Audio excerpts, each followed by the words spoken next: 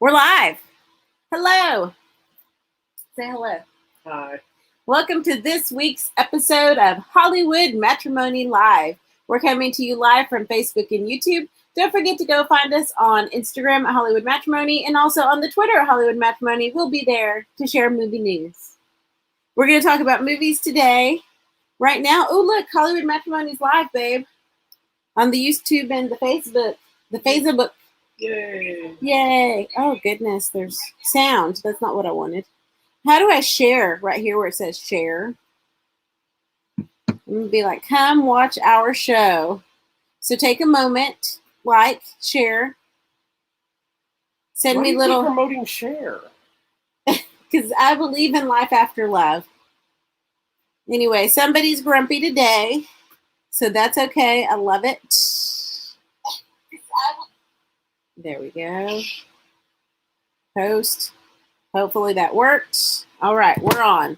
All right, let's talk about some movies. Are you ready? Yeah. Okay. So we have a good variety of things to talk about today, which I love. And then we have a whole week's worth of movies to talk about that I didn't love because it was a little bit terrifying. It caused me to lose some sleep, but we'll get there. Because you're overdramatic. I'm not over dramatic. I'll get into why. No, because you are It's overdramatic. a very just normal, natural thing. There's nothing normal and natural about anything you do. But somebody is grumpy about it. Why is this not I'm loading? grumpy about that. No, you're Grumpy just in general. grumpy in general. But I don't know why this is taking so long to load. Okay, there All we right, go. come on, let's do this. What do you want to talk about first, I don't baby? care. All right, here are your options. Several things to talk about. I've added some pictures for a reference to that because that doesn't tell me anything. I know, but that's why it's fixing entertainment. I know. Oh, we didn't watch that, so I don't know why you put it up there. This one? Yeah. Oh, well, we'll skip it. Okay, I'm just telling you, we didn't watch it, so you know you I haven't thought seen you it. did. No, we were going to watch it together, and we did not watch it. Oh, So now I'm well. going to have to watch it alone because I got to review it because some of us actually do work on the website. Oh, my bad. All right. What do you Can we want put to this table in? It's too far talk away from me. Yes, it's fine. Let's just start. You want to just start where we're at? I don't care. Let's just start there. So we were searching for stuff random. I wasn't in the mood to watch something. We needed a break from the world of horror and terror because somebody's a baby. And so Not a baby. just in the middle of searching, no apparent reason, I come across on Netflix one of, if not, my all-time favorite martial arts flick. I would probably categorize it in the chopsaki category of films, the old school kung fu. There's obviously martial arts films that are better, but this one I've been a fan of since I was a little kid because it's unique. It's ninjas. It's from 1981, I believe. Mm-hmm. But anyway, it was released here as Chinese Super Ninjas, but it was actually 5 Element Ninjas. Both of them work, but 5 Element Ninjas makes more sense for the actual title. Yes. But I remember watching it on Kung Fu Theater. You know about Kung Fu Theater, right? Yes. On Sundays or Yeah, whatever. Sunday afternoons. So this one and The Kid with the Golden Arm are the two that I latched onto. Yes, there's 36 Chambers of Shaolin, and there's the Wu-Tang Clan stuff, and then there's all the different stuff that Isn't that the band? they're named after these Kung Fu movies. Wow. That's why they're the 36 Chambers of Shaolin. Oh, Yeah, so they're all big. know. That's why the RZA made the Kung Fu movies. that's nice. Huge fans. Anyway, so this movie I love. I found out that it was on Netflix, and I pretty much lost my mind in excitement. One, because I love it. Two, because I owned a copy of this movie years ago, and I let somebody borrow it. They returned the case, but not the movie, and then they claimed they never could find the movie, and I've never bought another copy of it yet. So that's one of the reasons when I was doing the Martial Arts Monday show, I've never talked about this movie because the rule of the show was only talk about movies I had a copy of. There's a lot of movies that I want to talk to, like Sean O'Brien and some of these others, but I don't own copies, so I couldn't do it. So anyway, in the midst of all this, not only did I watch it, it's not normally a movie we would talk about here, but she had never seen it, so she watched it with me. I feel like I'd seen little bits and You pieces. probably have, because I'm sure I watched it. Yeah. So we decided to talk about it on the show it. because she got to watch the whole thing. I got to revisit it, so I can tell you from fresh eyes, and you can tell us from these eyes. From new big Google eyes. So first, before we talk about this movie, I know you being a martial artist as well, even though you don't come to class. For those of you that don't know, she is in fact a martial artist.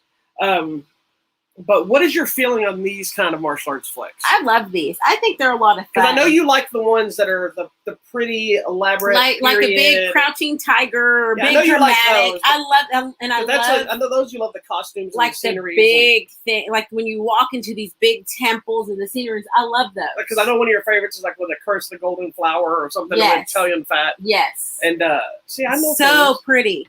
But these But I this one's love. a different kind. These I love these too.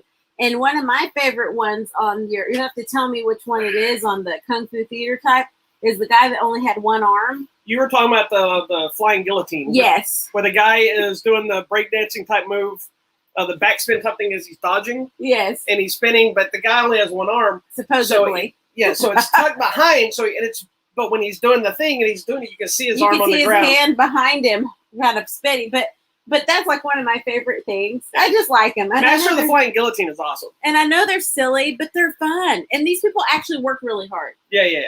So, and if you watch, well, not y'all, but if you, I don't know if you've ever seen it, but I'll do goofy moves and stuff, but I'll do like full-on choreography moves from some of these movies where they start going, it was like their forms was a big thing. And so anyway, okay, so knowing you are a fan, I do know that there's a cheese element to this movie. Yes. I'm aware of that. That's okay. I'm also aware that there's very minimal amount of story in this movie. Okay, there's a story. So there's no... and I tried to follow along this time. There is a story, but it's very small in comparison to some of these. Which maybe this is one reason I like this so much outside of the ninja element. 5 element ninjas. So basically the premise of this film... Excuse me, I got the burpages. Excuse me, that was inappropriate. Burp the baby. The premise of the film was about these 2 warring ninja clans. The movie kicks off with them fighting. Yes. And one clan beats the other clan, and then they bring in a ringer who's like a samurai, and he ends up saying, when he still loses to this mightier ninja clan, he tells the other guy, just contact this guy and he'll handle it. And he'll be your representative. He's like, they'll be sorry. Yeah, and that ends up bringing in the 5 element ninjas that they have to take on.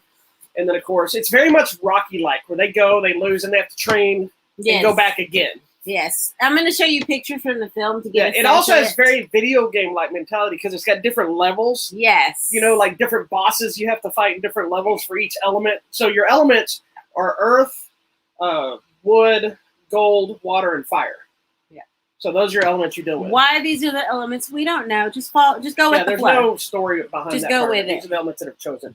But each group of these elements have a different way of attacking. Yes, different fighting styles. And different weaponry they use, which also makes it really cool. Yes. So what did you think of this one? Okay, I liked this movie. At first, I was like, okay, so who's fighting who? So it's the clan in the white outfits is fighting a clan in the black outfits. That's all you need to know. They fight, and they're like, the thing I don't like about this particular movie is it's dubbed. That's the best part of these old ones. I wish it was just the subtitles. I know. Because I'd rather get the true meaning than the dub meaning. But the subtitles don't always give you the true meaning. I know. But it's like, we must avenge whoever. What's always funny. The traditional hokey dubbing. Yeah, there is a very stereotypical way the 70s and 80s Kung Fu flicks were dubbed. I want to say that it was probably this one group of people that did all of it. Yeah, probably. Because there was always one guy that talked like this. And there's always one guy that talked like this, and it was like, and they never matched the people that were having these weird voices. It didn't matter. And the only thing I can imagine was that they were just trying to give everybody a completely different voice so they stood out. Even though in a real movie, there's a lot of people that sound exactly the same or very similar. That's okay. That's part of the charm in these movies. That's why these kind of movies you have to watch dubbed. In my opinion, because the stupid voices are what makes these movies even better. I guess. It's not like watching Crouching Tiger, Hidden Dragon. Oh, yeah, no. If you watch those voices in that movie, you're going to be like... That does not match. It's too epic. Yeah. I think in this one, what's your favorite element? Because I'm trying to think which one's mine. Okay, so I do actually have a favorite, but there's elements of each of them that I actually love. So, like, I'm prone to the attack styles of Earth. Is that the trees? No, those are the ones from underground. Okay, which is the The trees? trees are wood. Wood. Oh, okay. Sorry, But I didn't know what it was called. I like wood. I do like the wood attack styles. Yes. I like the way they fight in the earth one in their attacks. Yes. But the tree ones, they have the climbing ninja claws. Yes. And so I like that they're dressed as trees, and then you get too close and they claw you. But it's funny because they don't even look like tree branches. It's like material, so it looks like something you're watching like HR Puff and stuff. Yeah, it's fine. They attack you. But I like the earth ones because they're stabbing the spears up from under you. And it even offers up a point where there's one guy where his intestines are actually hanging out. And he's still fighting. And one of my favorite parts. You're like, look. My favorite parts of that, because I remember seeing this as a kid and going, oh my God, is he okay? Are they allowed to do this? But I remember and I always thought I made this up until I watched it again years later. No, this section of that. Okay. I know I didn't make up that intestine part, but he steps on it. Yeah. He goes to fight and he goes to try to stand. He steps on his own intestine. He's like, oh, and I'm like, yes. So gross. It's awesome. Anyhow, this movie he got stabbed in the crotch area. Is super fun. Yeah, it's just super fun. It doesn't even matter what it's about. And then seeing the different fighting styles, I think, is interesting. So you just need to check it out if you can find it. It's definitely one that's got a lot of the crazy wire work and people flying. Yes. They did a lot of creativity with how to film some of the stuff. Like there's things like where somebody does a forward flip into a tree, but it's reverse filming because somebody did a backflip out of the tree. And so they just reverse it because they'll like jump down and then they reverse it to jumping back up. Yeah. And you can see it and it's not well edited that way. But it's creative fun for the time period that they had. So but it's a movie that I've seen hundreds and hundreds of times. I've watched this movie. It's so funny. And I love it just as much. And when I saw it with the fresh eyes, I loved it even more than I did the first time I ever saw it. I remember as a little kid seeing it for the first time and just my mind almost melted out of my ears. I'm like, because I was seeing, not only was I was in the process of falling in love with the ninja. Yes. But I only knew the black and the white ninja. Correct. I saw this movie and all of a sudden there's different colors ninjas. And I'm like, you can do that? Yep. Is that like legal? It's legal. And then seeing how they use like the climbing claws and stuff on their feet and their hands, I only knew them as they're meant for climbing. Correct. Yes, I've seen people hit with them and stuff, but I never saw them that's all they were using was fighting with them at the time. And then just seeing so many different types of weapons and so many different things. Like the gold ones have the big hats that they use to spin them, and it's silly because the sun just happens to hit them just perfect where the people are blinded. But then they're shooting blades out of their hats, and I'm just like, what? The technology is outstanding in this country. There's another part that was silly to me where they break into this fortress type thing and they have all this hanging wires and they're hanging, but literally all they had to do was step down and they're on the ground. So it's like they weren't even coming from very high to have the hanging ropes, but it was funny. And then the one with the lady, where the lady's lying down like this, and suddenly it's like, but it's like slow, dramatic, like. Oh yeah, everything in those movies is like old school. Like, okay, it's all old school soap opera type. It was so fun. I'm telling you, this movie is so much fun. You need to find it. You need to watch it. And I would love to be able to watch or see in person because we got to see on a live studio set the sound effects element. Yes, and we got that when we were we went to war. Oh yeah, was that Warner Brothers? Was it? Was it Sony?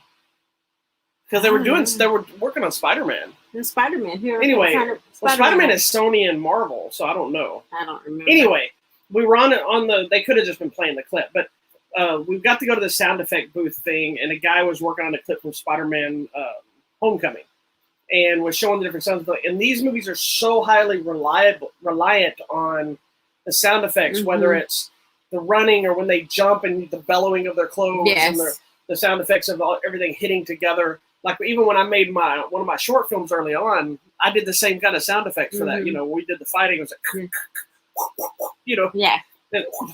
it's like pigeons flying and stuff. It's like I would just love to watch those old school guys doing this because they had to keep track. The choreography in these movies are so by the numbers, but they're still so much fun to watch because you can tell how much work went into trying to nail each one of them. Like you see the people nowadays and massive impressiveness, but these guys built them like a dance, not a fight. Correct. Even though it is a fight, if that makes any sense. Correct. So yeah. Anyway, but the costuming and stuff, I love this movie. I still love this movie. If you've never seen 5 Element Ninjas, aka Super Ninjas, Chinese Super Ninjas, there you go. But aren't ninjas not? Aren't you? That's the irony of this whole thing: is ninjas are Japanese. I just got that. I was like, wait a minute, ninjas aren't Chinese. That was the irony of this entire movie. Wow, but that was just the renamed. Well, in the movie, the ninjas are Japanese because remember, there's the samurai that said, "Go see my ninja friend." It's never said that the other 2 clans are ninjas. Correct. They're not. They're just martial arts fighting clans. That's why they get Chinese. They get their butt handed to them the first time because they're like, no one can beat our clan. Yeah, and literally that's the voice. Guy that I love that voice. The guy they fight is a samurai, which is Japanese as well. And he's Gotcha. like, go see my friend Phil, who runs this ninja clan down the street. And he throws the thing at him. Yeah, he has like a little ring he throws, and it's got the claw ring, and the guy's like, oh. He catches it, but there's a secret. And he goes, the next time you see this ring, it will be challenged. Yeah, or whatever. It will be your doom. Yeah, and then the next scene is a ring stuck in a piece of paper. I'm like, how did they mail that? Anyway, but apparently the Ninja Clan also own a lot of property to stage these different areas. These different battles. Yeah. So That's anyway, cool. Chinese Super Ninjas, aka 5 Element Ninjas, aka Badassery, aka Awesomeness. Super fun. Is on Netflix right now. If you haven't seen it, you should check it out. Especially if you love Chop Socky Kung Fu, High Flying, Awesome Ninja Flicks. It is the movie for you. Go watch it right now. All right, where do you want to go? Endorsement. No, but where do you want to go? You go here. Oh, we're still doing the show. Okay. You want to just go in that direction? That's fine. I thought you were asking if I wanted to go somewhere. Yeah. Do you want to go somewhere, babe? Always. All right. Next movie. Our next movie. This young man. All right. Yes, because I asked about him, so I need more. You know him. You just probably don't realize you know him. Okay. Not personally. So our next movie is one that only I saw. We were gonna watch. It's another one of those cases. We were gonna watch it together. We didn't run out of time. I needed to get it reviewed. But it's a movie called Trigger Point, starring somebody I think is a highly underrated actor. There's a guy named Barry Pepper. Visually, as he's gotten older, not so much, but he looks kind of like Alex Winter from Bill and Ted. When he was younger. But I used to get. I remember this guy. But he's been in like everything. He was in Snitch with The Rock. Yeah. He was in Maze Runner movies. Yep. That's probably where you. That's where I remember him. He was in the Saving Private Ryan. He's been knocking around guys. He's been in a ton of stuff. And he's one of those actors that's kind of a chameleon. Like he disappears into these roles. But usually he's like the supporting player, like the cop or the criminal or somebody like that kind of character. And this one, he's front and center. I'm not saying this is his first time leading a movie because I'm sure it's not. But this one is him front and center. Basically, the storyline is one that you've seen a billion times. Yeah. It opens with a bunch of people getting shot, very much like Jack Reacher, where all these people are just sitting around and suddenly getting shot by a mysterious sniper. Yeah. Same thing. But this time, when you meet his character, you immediately know that he's somebody of violent note because he's living in this reclusive cabin in this little small town somewhere. But, he's got cameras, he's got a lot of guns, tripwires, all this kind of stuff. So clearly, it's immediately set up to let you know that this guy he's somebody. He's either paranoid or he's in hiding or he's just off the grid kind of thing. Okay. And, of course, he gets connected to these murder things, and so then he has to go on a adventure, if you will, of trying to figure out who's behind murdering these people and who's trying to kill him, and that's basically what the movie is. Okay. It's a fine movie. I wish it hadn't played so much by the numbers, because the initial half of it I really enjoyed when you're seeing him just living his day-to-day life with some of my favorite parts, just him interacting with the people in the town that know him, and he's very quiet. There's a waitress lady that he sees clearly every day when he goes to the diner for breakfast, and she's just talking about her life and this and that, and he's just listening, and she goes, so-and-so, he's gone to school this time, and he says, you want your same coffee? He's like, sure thing, and he just smiles, and he's nice, and the connection is he listens to her and knows that she's got a lot of problems, but he cares about these people. He goes to this bookstore, he fixes like this coffee pot thing, and she gets a new book for him, and So they all kind of know him, and then they tell him, "Hey, this weirdo has been asking about you," and so I see. then he immediately shifts into the other mode, and some torture begins, and some shooting begins, and it doesn't have a lot of weird twists. It's pretty much kind of what you might think it is. He's excellent in it, as like he always is. I just wish it's a fine movie. It's a movie that you'd rent and go, okay, that was a good movie, but it's not something that pushed the envelope enough that I think it could have. Like the actions, there's plenty of action, but it's not overly excitable. It's just that walk the line movie that you've seen 100 times with no name actors and with big name actors, that kind of thing. Okay. It's made better because he's in it. Yeah. Everybody else around him is fine, but he's the reason this movie works. And when you just seeing him do his stuff, it's really great. The rest of the time, it's just kind of eh. So that's too bad. But I recommend this movie just to see Barry Pepper alone, because I don't think Barry Pepper gets enough credit. I like Barry Pepper. I love the guy. I think he's a great actor. He's also the dad in Crawl. The one with the alligators. Yes, he had the little bear. Yeah, the one stuck under the house. That's him too. Yeah. And I remember he actually responded to me in a couple of tweets before. Oh, that's kind. So, he's got some more stuff coming up already in post-production, so he's busy. He's a hard-working actor, and he's a great actor. I like him. He's good. Yeah. So anyway, Trigger Point is available now on Blu-ray and DVD. There you go. All right, next, you want to just go down the line here? Sure. Because that's going to be where we need to go. Sure, why not? All right. This next movie is called Blue Miracle. It's another Netflix film. Yes, it's available now. That we don't know anything about, but people started talking about it a lot, so we decided to watch it. Yeah, we had no idea. So we're just like, okay. I knew of its existence just because I saw it. Did you write a thing? You didn't write a thing? I did that last week. What are you doing? No, I didn't write anything. I'm sorry. That's what I was asking. Sorry. I apologize. I did not speak in complete sentences. Yeah, sorry. And I didn't look at you because I know you can't hear me today. You're having bad hearing day. Okay. Sorry. Hello. All right, Blue Miracle. Blue Miracle. So it's about this guy who, based on a true story, must tell you that. It's about this man in Mexico. We're in Mexico, right? We're in Cabo.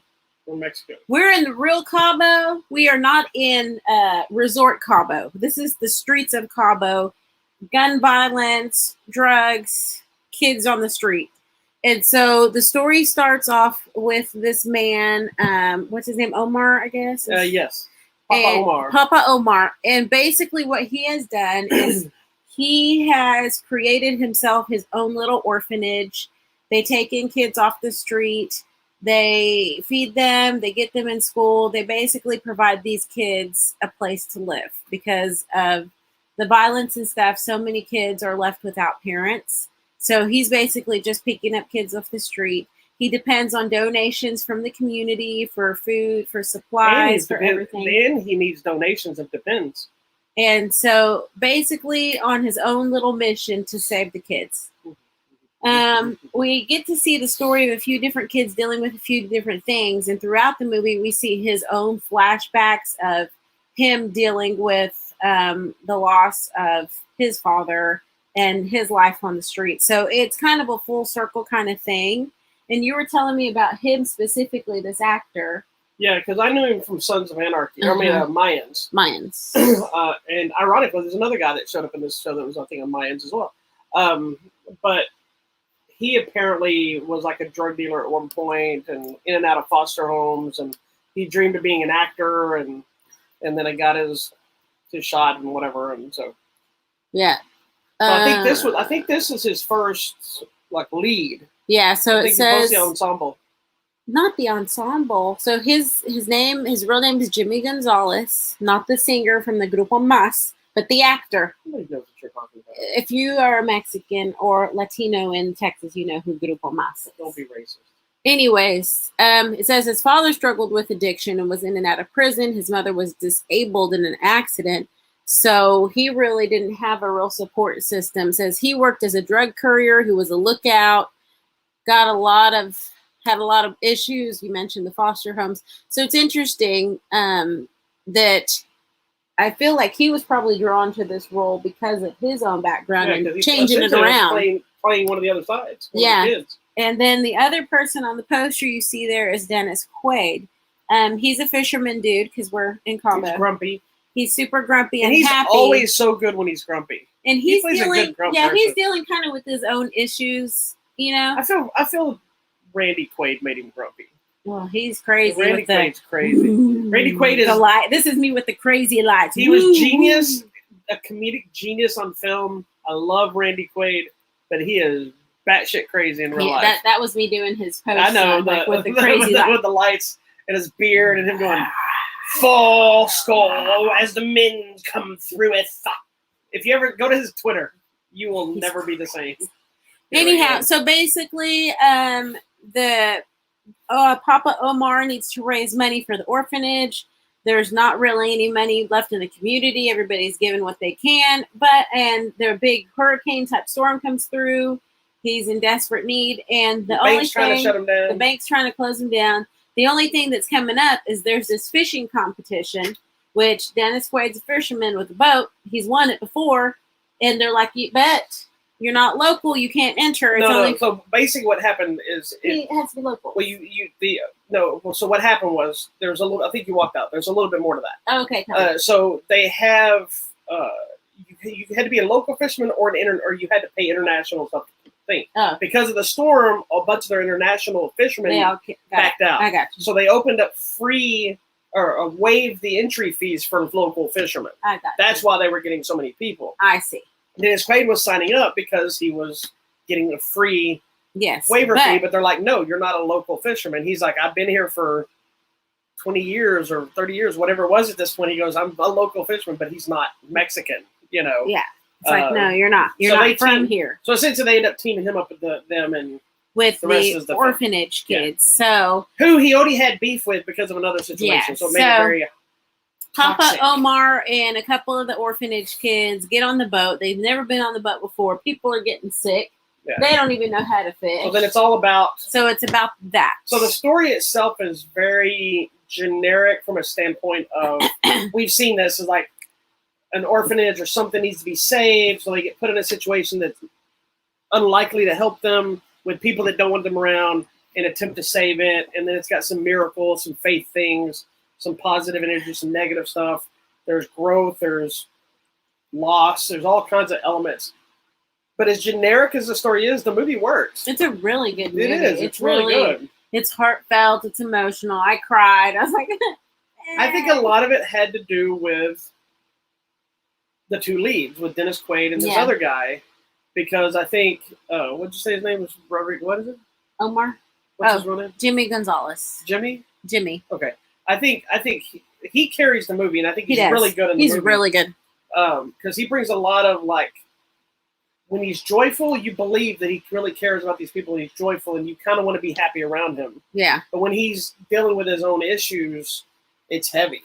Yeah. You know, where Dennis Quaid's character has similar issues that this guy has, but he's so shut off from the world, he's just a douche. Yeah. You know, and even moments where he's kind of happy and doing stuff, he still comes off douchey, but it works to make that character work, and they're butting heads, but working together at the same time. Yeah.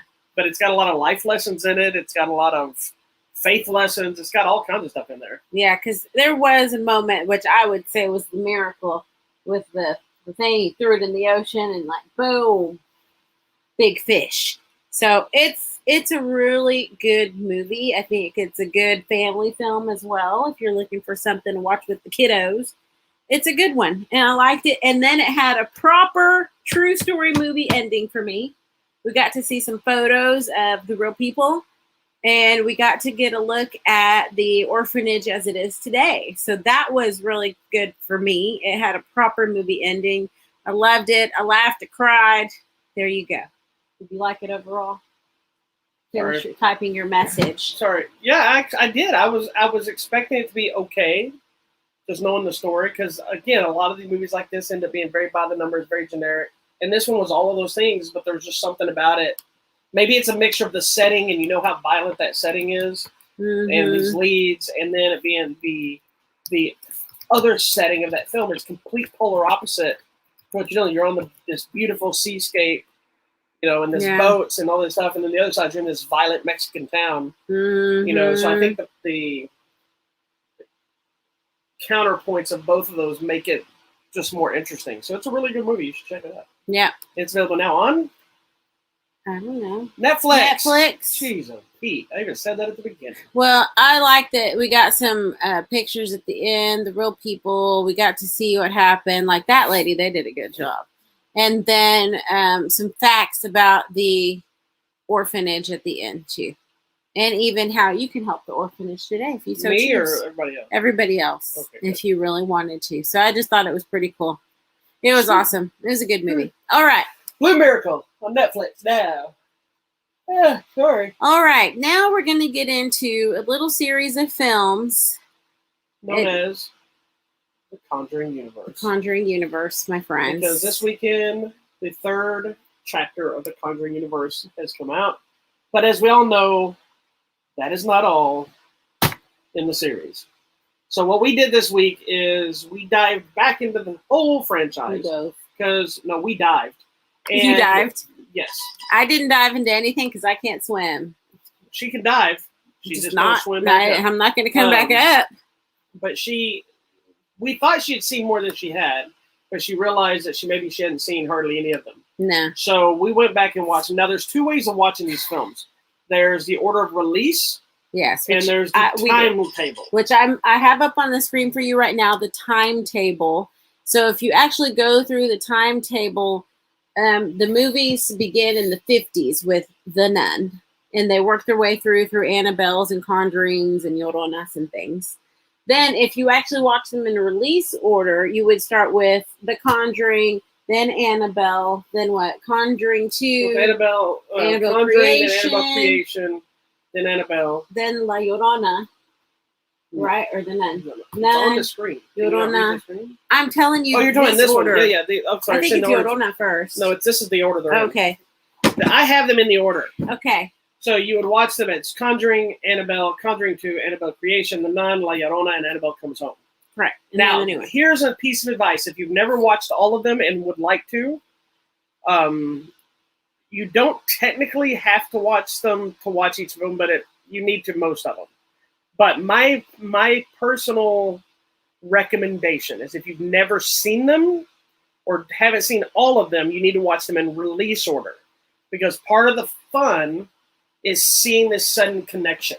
Yes. If you've seen them all, then watching them in timeline order is fine because you know. Second time around. Yeah, because you know watching The Nun already where the Nun first appeared in The Conjuring 2 and in Annabelle Creation. Correct. So you're not being like, oh, that's her. Like, we saw the bad. Because when you see her in those other movies, you're like, wait, what? Who is this? And so you see The Conjuring 2, Annabelle Creation, and there's a little mention of the secret nun thing, and then all of a sudden a nun shows up in The Conjuring 2, and you're like, who is this nun? And then you see the Nun movie, and then you see the whole connection and how it circles back into one of the other movies. I think you lose that fun if you watch them in chronological order at that point. But it's on the screen for you if you want to do it that way. Because, we even had this whole conversation with our child this week. Yeah, and if you're screen capping or if you look at the screen, the red line down the middle tells you the year they take place.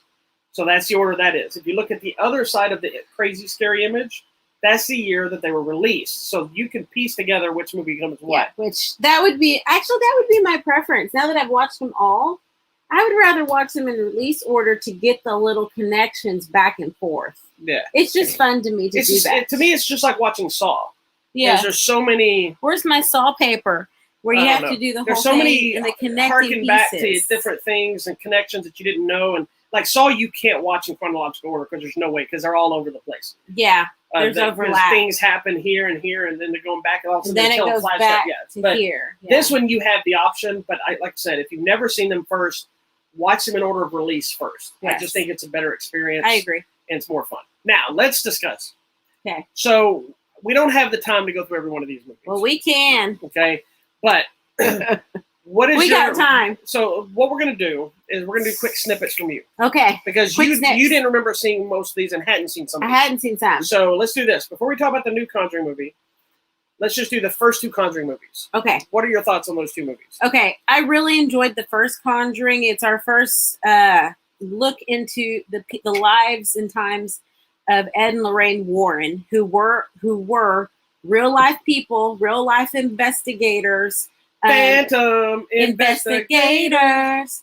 They were real life. 3 people will know what we're talking about. I know. Investigators that the Catholic Church acknowledged as investigators. And they are most notable for what most horror fans know about of them, Amityville Horror. Amityville is They work on that case. And now, after I saw the second Conjuring, the one in England, which is similar to Amityville level for us in the UK, the Edinburgh House or whatever it's called. Okay, so Conjuring is the one with the... Yeah, so the that Conjuring freaked me out. Conjuring 1, 2, and 3 are all actually based, not the actual stories, but they're based on true stories or true fact. Investigations. Case file investigations. Investigations is what we'll Of call course, them. they put their Hollywood scare twist on them, but they're based on that stuff. So go ahead. I really enjoyed Conjuring. Conjuring, I think, is a borderline of masterpiece. I think it is a great film. It contains all of your traditional scare elements, your jump moments, but it also brings in a little bit of history in this one because it harkens back to like witch trial time periods. That's how far back the sequence of events goes. And I think the reason why I find these movies to be so scary personally is because I believe that demonic possession is real. I believe that curses are real. And I do believe in the whole witch thing of someone being a witch can affect someone else down the line. And I used to believe children are the future. No, because just side story, I'll give you a quick 1-minute version. I know a man who says that his grandmother was a witch and did all sorts of curses and spells. And that's why he believes that as he grew up, he had a lot of nightmares, a lot of night terrors. He felt things following him and talking to him. I believe that's real. So that's where Conjuring, the first Conjuring, takes us. Now, it's interesting to note that I mentioned a while ago how this is very much like the Saw franchise. James Wan created this franchise as well. I don't think Lewano worked on these. I think he just worked on... Yeah, he just worked on him with Insidious. So James Wan has created a few pretty heavy franchises, with Saw being one of the biggest ones. I think this one just crossed $1 billion franchise as well, too, with the new movie. I could be wrong, but I think. James Wan directed the first 2 Conjurings, and he's produced all of the other ones, and he I believe co-wrote the new one. So anyway, so that's just a kind of note. So it's connected to that same thing. It's why it's genius storytelling. So anyway, so we got Conjuring 1. Then we go if you want to go in the Conjuring orders. Then you have Conjuring 2 here. Okay. Now Conjuring 2 dived into that a new case. It jumped ahead to first one was 1971. It jumped to 1977. Correct. So now we are in England in a little town called Bethlehem. Enfield. But what is the name of the house? Hold on. Because it's important. I can tell you. I'm looking at here. The Enfield house. It says here. But no, it has a name. Anyway, it doesn't matter. It doesn't matter. Anyhow, the Conjuring, Enfield Poltergeist. So basically, it's their kind of Amityville version in the UK. It's one of the most famous or it's actually known as England's Amityville. Yes, it is like the most famous case over there of a cursed house or a possession or whatever. So to me, it was interesting taking us to England to deal with. I haven't liked that for a reason. No. Stop. Okay, to deal with the similar thing that was happening there, and interesting how people had already heard of the Warrens there, and they're like, we know some people. Yeah. But also, we're introduced to some other investigators there. Well, it's also 6 years later from the last film we watched. Yeah. So even though they've been doing stuff for a while already, that's been 6 more years by the time we get to this. Yeah. So, of course, more people know about it. But, the fact that there's investigators there is interesting, too, because in my head, I'm like, we could have movies about the England group of investigators. So, it's interesting, and we get the appearance of the nun in this. And then this really dives into how the church, the Catholic Church, sends people to investigate. Is it true? Is it not? Is it fake? Well, even the Warrens, their whole thing was they talk about how the majority of the things they investigate are hoaxes. Correct. Or it could be explained by a natural occurrence. Yeah. And there's even a situation in the Conjuring 2 where they're like, it's just your pipes. Yeah. You know. And in the new one, it's kind of the same thing. There's nothing wrong here. Yeah, there's nothing here. So sorry. Even if there used to be, there's not now. Yeah, there's not now. So this one to me was really good. I liked it. I like both of the first two. The interesting thing to me is that then both of these two movies, they're little girls that are being attacked by the evil spirits. They deserve it. And they both kind of have the same little Bobsy haircuts that I got confused for a second. Like, is this the same girl? I'm Bobby. No, but I enjoyed this movie as well. And I think for me, the setting being in England was a little bit spooky because everything there seems dark and rainy all the time, you know? So it's always good for murders. It's good for. And here's what's another interesting. There's an element. What I like about this franchise is the first film has 3 separate elements to the story. There's the element that spun off into Annabelle. There's the element that is just an opening to the film to set the tone of who the Warrens are. And then there's their case, the main case of the film. That smaller element has become a bigger element to the entire franchise. It bleeds into this one. It bleeds into The Nun. Yep. It bleeds into one of the other ones, I think. I don't remember. Anyway, but it's a small little moment that is clearly was just used to say, look, we do exorcisms, we do this, this is who we are, but now has become a bigger thing as you go through the franchise, which again is why I feel it's so important, because that moment is important to things to come in the release of the films. And I think it's less impactful if you know where it came before you get to this movie. The other thing I like about these is because we're set in the time period of 50, 60, 70, especially these that are in the 70s-ish. I like at the beginning the opening credits, and then you have your little crawling in 19 whatever, and Lorraine Warren was sent to investigate whatever. Yeah, so I like that kind of a documentary setting and feel, but a movie intro. And the Conjuring movies are the only ones that have that because they're based on the real story. On them. And what I like about both of these is at the end of the movie, we get a proper ending again. They always show either photos or we hear the tape recordings of the actual meetings and exorcisms or their case files. And it is creepy as all whatever. And yeah. All right. So, so from there, before we got Conjuring 2, the popularity of the Annabelle doll, which makes a singular appearance in the first Conjuring. For like 5 minutes. Yeah, but that's it. But it's a creepy doll. And suddenly we get a whole movie. But it's also one of their most famous artifacts that they keep in their house museum. Yeah. That they have in their house. They have a museum thing in their house that has all these I don't think artifacts. It's a museum. They call it a museum. You supposedly used to be able to go look at it. Oh no. But it's been shut down. But you know why it's been shut down? First zoning.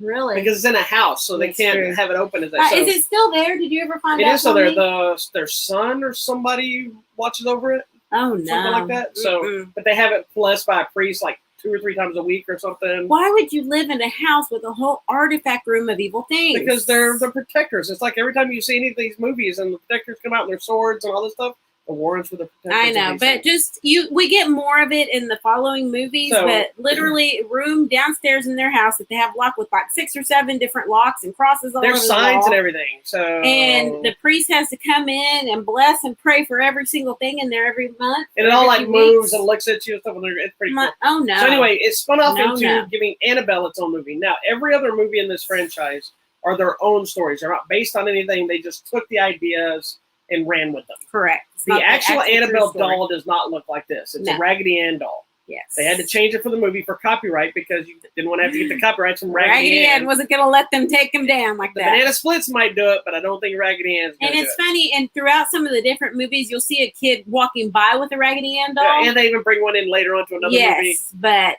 So anyway, the first movie is actually the story of how the Annabelle doll gets to where they pick it up. Correct. Right? Yes, I think so. I think so. No, this is how it gets cursed. Yes. It's how the Annabelle doll gets initially cursed. It's cursed. And then... No, it is. This is how it ends up getting to them, I believe, or how they find it. Yes, yeah. It's a pre-story. Yeah, sorry. So, I got lost for a second. in this one, there's these nurses, and they're like, my mom bought it for me. Yeah, so before the mom bought it for her, this is where the doll was before that. This tells you what you think is how the doll was cursed. and how it ends up in the hands of the people in this movie. But there's more. There's more. So before we talk about them, because we're going to zoom through the Annabelles kind of quick, because there's not that much depth into them, but do you like the Annabelle films? No, they scare me. Do you not like them because it's the doll, or do you not like them from the movies? Both. No, that's the doll. Okay. Even you don't like creepy dolls or I creepy don't kids. like dolls. As a child, my mom one time bought me a doll, and it was like, nope, never no more, because it was one of those where its eyes would close when you lay it down, and I was like, nope. Right, I told my mom, I'm like, that doll is watching me, so she probably took it and burned it for me. And so she never again in my whole life bought me a doll. And if you notice, I never bought the kids dolls with eyeballs. Stuffed animals, yes. This movie also introduced a minister. A priest. Excuse me, yes, thank you. His name, played by, I forget that guy's stop, name. just stepped on me. I'll go find it. Anyway, you get introduced to Annabelle, the curse part of it, a little bit of history. So it was a fun little attachment, which you thought was going to be a one-off thing. It's fun. It attaches it to the Conjuring movie. It's like, oh, there's more. That's fun. And then we got the Conjuring 2. Well, then we jump back with another Annabelle film called Annabelle Creation. Now, this is the history of Annabelle. This is a prequel to the Annabelle film. So it's going further back. This is us learning exactly how the Annabelle doll became possessed. Father Paris. Thank you. No, I was looking for the actor's name, but Tony Amendola. Tony Amendola from Stargate. Yes. He plays a piece that's important for later because he shows up in several places. But anyway, this movie tells the story of how Annabelle became possessed in the first place. Which she was actually literally made. Yeah. So there's the doll maker, then you have the real person that's Annabelle, and all the stuff that kind of connects to it. And so now you get a history here, and then also has a thing that harkens to the nun character. Yes. The very throwaway it's all line. Connected. When you see this movie, you barely connect that nun moment because it's such a small thing. That's the one thing I did remember in this movie. Yeah, it's like a blink and you miss it moment. Because there's like some orphan girls and a nun, and they're looking at a picture, and they're like, well, who's this one? And they're like, who? And she's in the shadows. And that's the nun that we mentioned, found in Conjuring 2. Then the nun character took some got some traction. I'm just telling you why Annabelle Creation is creepy. Creepy kids and a creepy doll. No, I'm out. That movie took. Now, do you feel like that about all the Annabelle movies? They just creep you out in general? I just can't. Okay, so the one I was most excited for you to see was The Nun. So then The Nun got so popular, they gave The Nun her own movie, which actually takes place before every other film in the series in the timeline. This one's in the 52? 52. So Annabelle Creation's like 58. So this one takes place before that. I remember seeing it, thought it was way further back, but I was clearly wrong. You were trying to take me to the 1400s. Yeah, I was in medieval times. No, the castle they were in was medieval. That's probably why. Hold on. What's the dog doing? I don't think she's doing anything, but I'm trying to make sure. Sorry, dog. Y'all, this nun movie is creepy because first of all, we are in a castle in the middle of nowhere. Suicidal nuns, crazy nuns. Spirits now, that the aren't nun there. character is based off a real demon-ish. The real demon, Valak, which is a vampire, which they never really say it's a vampire here, but you can kind of see the connection if you wanted to. So, did you like the Nun movie? I know you were scared. I was so scared, but I liked this movie. This is a good movie. This is one of my favorites. The Conjuring themselves are the best ones, but this is up there on the top. I'll tell you my all three top Annabelle ones. movies are on my lowest end of all. I'll tell you which ones are my favorite in a little bit. But all right, so we have the This nun. is a good, scary movie. The lady movie. that plays the nun is creepy. She's really good at it. You thought it was a dude. I thought it was a dude, but I'm confusing I think the other movie series. Insidious? I think so. Is there a guy that dresses nun that had the hidden room with the bodies? I don't know. I'll find out. So anyway, we had the nun. The interesting thing about the nun is there's a young nun, a good nun, that's there with the priest to investigate. It's Damien Bashir, which love him. Yeah, he's always good. And Sister Irene. And I'm like, man, Sister Irene looks a lot like the other lady from the Conjuring movies. And then you're like, it's her real life sister. I'm like, well, no wonder. They look the same. And there's a speculation rumor. It is not true, so it's not a spoiler. It's not in any of these movies. That she's saying the sister, but she hasn't told you who she's sister. But oh, sorry, she's sister to the lady that Vera plays Farmiga, who plays Lorraine Warren in the Conjuring series. There's the internet rumor, fan rumor, that they think that the Sister Irene is actually Lorraine Warren when she was younger, which could work because of the time frame. And they have some of the similar gifts, and they're really related. They asked her in an interview, and she's like, "I don't know." She goes, "But that would be pretty cool." But who knows? So then a movie came out of left field that was not part of this, or so we thought. Had nothing to do with anything. With The Curse of La Llorona. I say that just to annoy her. La Llorona. But the only thing that we knew about this movie was, the general Mexican curse, Hispanic curse, whatever you want to do. I think most people, if you live in Texas or in the South, you've heard the Woman in White, the Wailing Woman. You've heard these. The Lady of the Lake, all that kind of similar stuff. A legend, folklore.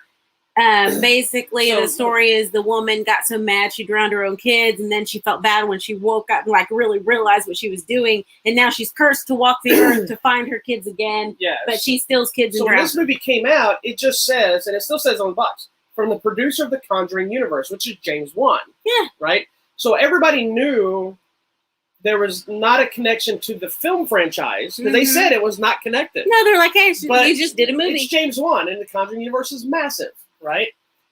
Little did we know that priest Father Alameda shows or whoever up and even mentions Annabelle. And now we realize it was a surprise entrance into the Conjuring Universe. It was split all over again. This was first, but I believe. But Split, if you don't know Split, we found out was a sequel to Unbreakable, Unknown, and then we got Glass. So you have that connection. Beyond that, that's the only connection to the Conjuring Universe. Correct. It's its own movie. You can watch it, never understand what he's talking about. It would not change a thing. However, it gets reconnected. When you jump into the final Annabelle movie, which is Annabelle Comes Home, we are now back to the future. And this takes place after the opening credit. Sorry, it's Father Perez, Tony Amendola. I get them confused. This movie now takes place right after the opening moment of The Conjuring when they're bringing Annabelle home. This movie is the Warrens taking Annabelle to their house. Yep. And right at the opening sequence, they're stopped at a traffic situation, which happens to be occurring during this movie. It's all connected. So it's very interesting on how they kind of all connected them together and brought it all out. And what are you looking at? Yeah, they say 72, 73, but technically it's all in the same. It's all around the same time period. So anyway, so we jump ahead. Once they're home, they get it home because I think there's a year later after they get her home that all this part happens. Stuff starts happening. Yeah. So if you look at the time frame, you're gonna be like, how could that connect? Because it's like a year apart. Because they drive her home, but then a year later things start to really happen. So this time the entire movie takes place in the Warrens' house. Correct. Now you do have Patrick Wilson and Vera Farmiga, Big Pharma. They're both in the film at the beginning and the end, but this movie is more going to be about their daughter and some friends, babysitters, and that kind of stuff. And it was a fun entry. This is my favorite Annabelle movie because it also lets some of the other demons in their little fun museum play. So it becomes kind of bigger than just Annabelle. And then you realize there are so many different stories that could be told. This is like a non-ending series. And the director of the new Annabelle, he said in an interview that James Wan already has numerous stories ready to go. I'm so scared. So what is your thoughts on this one? I enjoyed this movie. I think what I do like is that we are in their house, which we assume to be a safe place. We know the room's been blessed. It's locked. But then it brings in the element of dumb teenagers doing dumb things. It's always a dumb teenager. That's how all, your slasher films start. So I was like, okay, the combination of those, and I'd never seen this one. And so it was really good. And then you do have to pay attention because you noticed one thing that I didn't notice. Yeah, there's a thing where they're walking in one of the thing and all of a sudden it's like looking. Yes. And it's like a helmet on a statue that if you don't really pay attention, you don't see it move because it's very subtle. Yeah. And then there's a game thing, which I didn't catch it. And then, it brings in so many different things. You're talking about that thing that's potentially vampire. There's potentially a werewolf type thing. There's a samurai There's a demon. samurai thing. There's the murdering Black Widow wife. And you know what I find the coolest about Annabelle Come Home is Annabelle is barely in the movie. Correct. Because it's not about Annabelle. It's about the power Annabelle has. Correct. Basically cursing everything else. She's a conduit. Yeah. For evil. So we get through this whole universe. The funny thing before we talk about the new one and wrap it up is I can always tell how stressed she's getting during the movie because she starts yelling in Spanish. Ooh. And she never, okay, so you have to understand how we sit in the living room. I sit on this couch area most of the time, and she has a chair that's kind of separate. She's in that chair 99% of the time. She spent the whole week on the couch next to me. I was so scared because I was like, no. She'd be screaming, she's yelling, but then when she started talking Spanish, and she was yelling curses at people, and I wasn't cursing them. I was trying to bless them. That's what I meant. I was like trying to get things away, and I was like, I know, no. And yeah, she goes into an accent speaking English too. I was like, oh. Anyway, so all right, so we survived this only to be so excited, and we timed it perfect. Friday came. We watched all these movies in like back to back 4 or 5 days. We started Sunday, and Friday was the new one, so we watched them all of them. Y'all, I did not sleep all last week. I'm so tired. Just fine. I had a hard time getting to sleep. She did not. She did not. She's the person that says, "I'm going to take a." No, and she was doing that all day. It was difficult. Anyway, so I prayed hard. Now we have the latest Conjuring film, which I thought was a stupid title until I realized which case they were doing, and then it made sense. But it's called The Conjuring: The Devil Made Me Do It. 3rd chapter in the Warrens. Conjuring 3, whatever you want to call it. This time, I was also concerned because James Wan was not directing. He co-wrote the story, and he's producing it, and he was involved, but he's not directing, which makes me concerned. But it was directed by Michael Chavez, I believe is his name. We'll find out. Who was handpicked by James Wan after directing The Curse of La Llorona. There you go. He liked what he did there so much, he brought him in to do The Conjuring 3. Yes. So this is another one. Now we've gone through a bunch of nonsense. We're now into another real life case. This was this kid, Arnie, who committed this murder. And it was the first case that in court they were pleading possession or murder because the devil told him to do it. That's why the title means what it does, because that's what they told the courts. Yeah. And so the Warrens' job was to prove that he was in fact possessed at the time of the killings. And it's crazy because it's the first time that they're like, "What? How do you plead?" And the lawyer's like, "We plead not guilty by reason of demonic possession." Yeah. And everybody's like, "What?" Yeah. So it was a big deal at the time. And again, like the other ones, there's a couple of stories 80s, here. It's a big deal. This one dives in. There's a story at the beginning too. Oh no, this one opens. This one's a little different because it opens with the possession that they're dealing with. Yeah. That directly impacts where this story goes. And I wrote in my review, and I'll probably get some.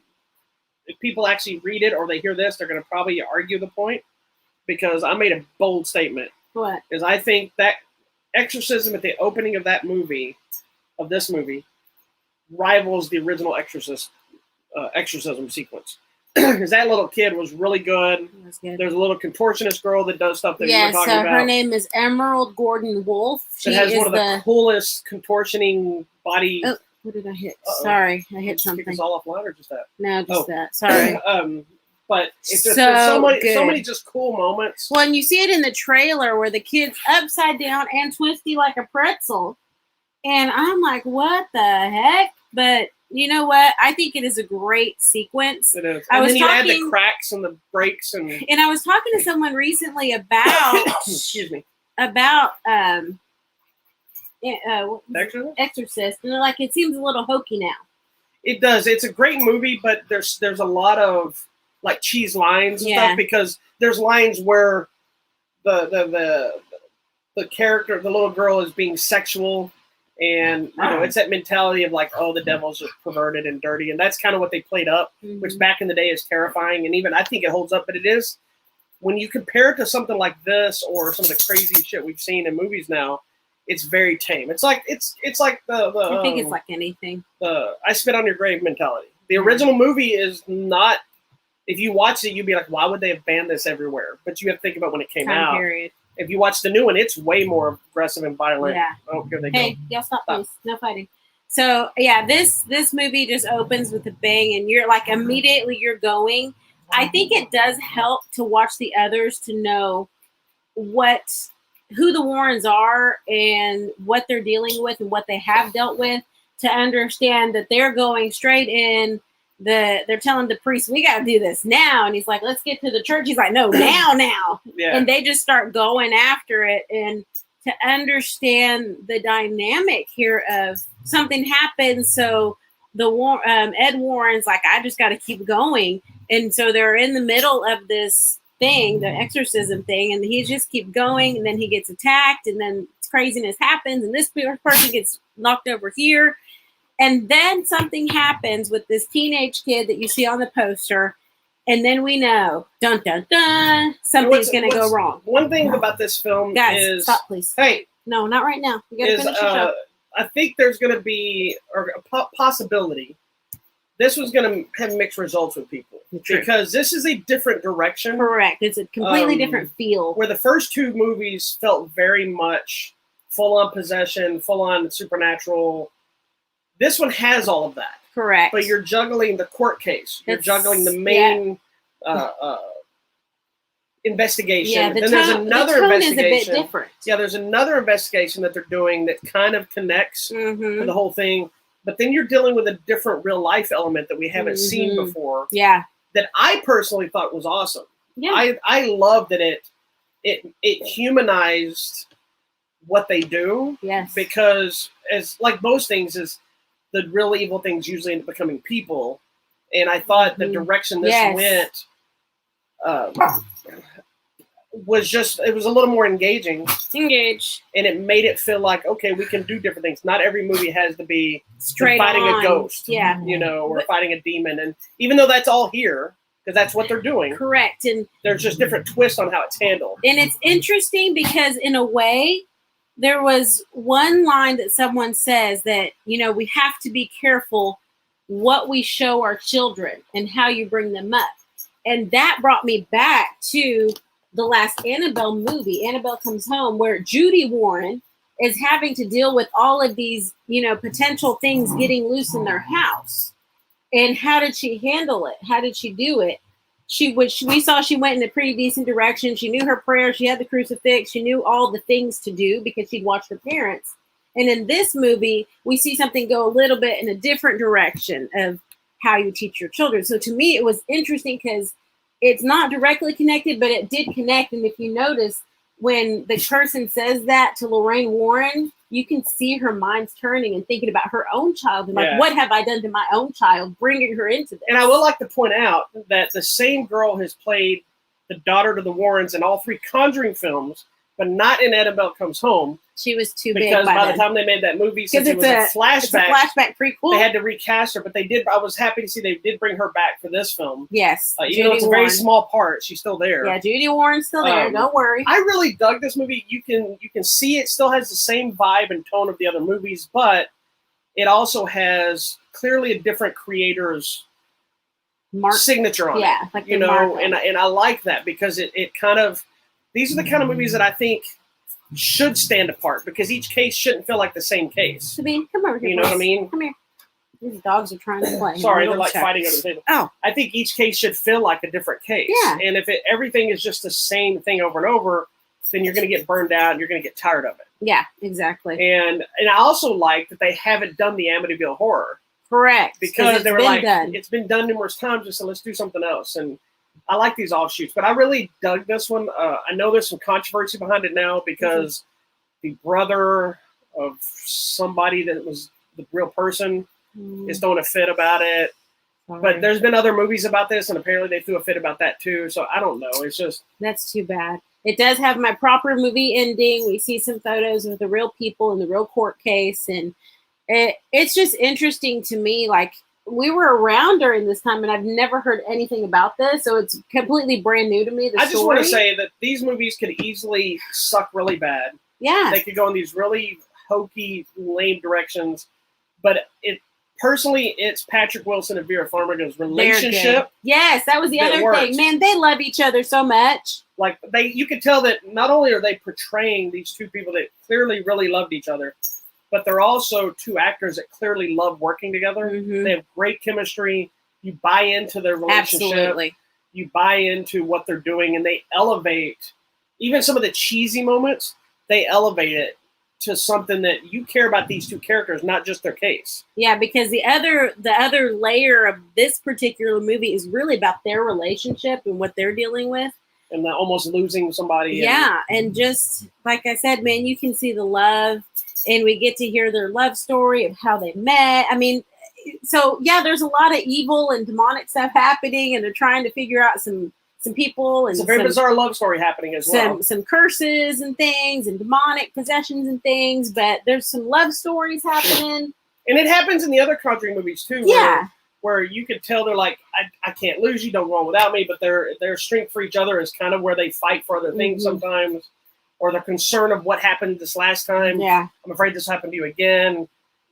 But there's also, like, especially with him, there's a stereotypical guy thing where he's also very naive about things sometimes. And she's kind of got to ground him. She's like, come on. He's like, you're fine, and she's very much not. Yeah, no, But she's the one that's also got to deal with the psychic, whatever power. Yeah, I mean, people coming into your brain. I really enjoyed it. I thought it was a great entry to the universe. Is it my favorite on the list? No.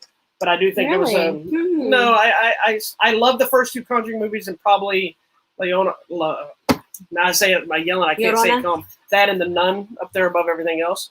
But I do really like this movie. And I don't understand people's irritation with it. I love this franchise. It's kind of like this. Saw is still better, but I like all this franchise. Stop, please. Hold this dog's face. I'm trying to. But anyway. Okay.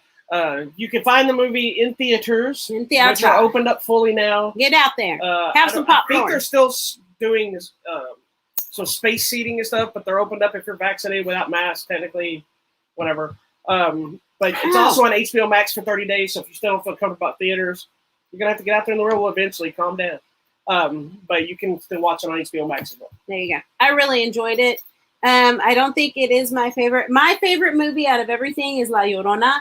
It's not scary to me. That's just because you're his But culture. It's because of that. The scariest, I think, to me is The Nun, and probably the first Conjuring and Annabelle Creation, perhaps. See, I don't. Then the next I think Annabelle Comes Home is, of the three Annabelle movies, the other two Annabelles I think they're good for what they are. I think Annabelle Creation because of the time period and what we're dealing with. But The Nun, I think, is the scariest of all of them. But it scared me.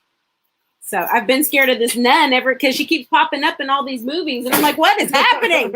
What is happening? And for anybody wondering, this franchise is not over. There is supposed to be making a Nun 2. I have no idea where they're going with that because it kind of already connects back in, but I guess there's still plenty of time frame. And they're making a movie called The Crooked Man, which spins off of Conjuring 2. And of course, as I mentioned a few minutes ago, the director said James Wan already has a few other cases. And I did read a thing that Patrick Wilson and Vera both said they would love to keep playing these two characters. They love them. They do them as many times as they want.